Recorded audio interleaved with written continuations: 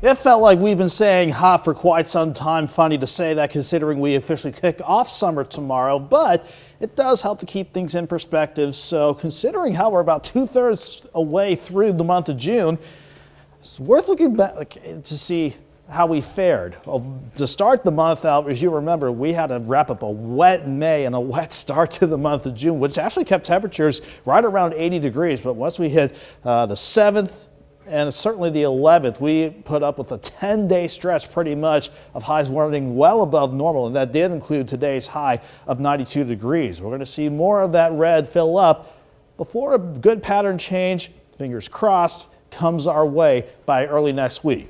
Right now, though, indigo sky, the live shot there, and from 7th and Rangeline, all showing quiet skies all across the area, which is allowing temperatures to drop off. Still warm and a bit muggy, though. 81 degrees with the south breeze at 5. Just keeping that dew point in the upper 60s gives you an idea of where temperatures for some may drop out tonight. But for now, a dew point is making it feel like we're in the mid 80s still at the 10 o'clock hour.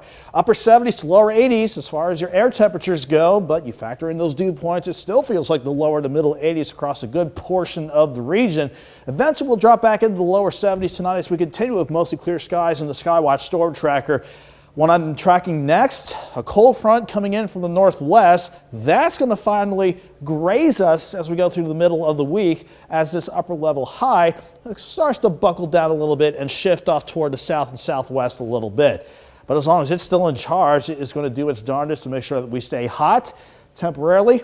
We're going to see a little bit of a break from the heat going through the overnight and to get your Tuesday morning started. Mostly clear abound, skies that is, and then we'll drop back into the lower 70s. Going throughout the course of the day before that incoming front can come close enough to throw something at us, I'm expecting us to stay dry during the day, certainly during much of the afternoon. You can see as that front approaches from the north and west, it's going to try to spark some scattered thunderstorms out in northeastern and central parts of Kansas. Around here, I think we can get by most of the day on a dry note, but it's going to be another hot one, unfortunately. 72 in the morning, 90 by noon. Highs near 95 for the first official day of summer, and with the humidity in place, it could feel like 100 to about 103 during the afternoon. Going into Tuesday night, Wednesday morning, here comes the front. It's going to park itself near or just to the north of the I-70 corridor, but you can see how it wants to try to bring some scattered thunderstorm chances our way, at least for some, tomorrow night going into Wednesday morning. And with that front still around, it's going to push highs back down into the lower 90s, but it's going to keep some scattered thunderstorms in the forecast.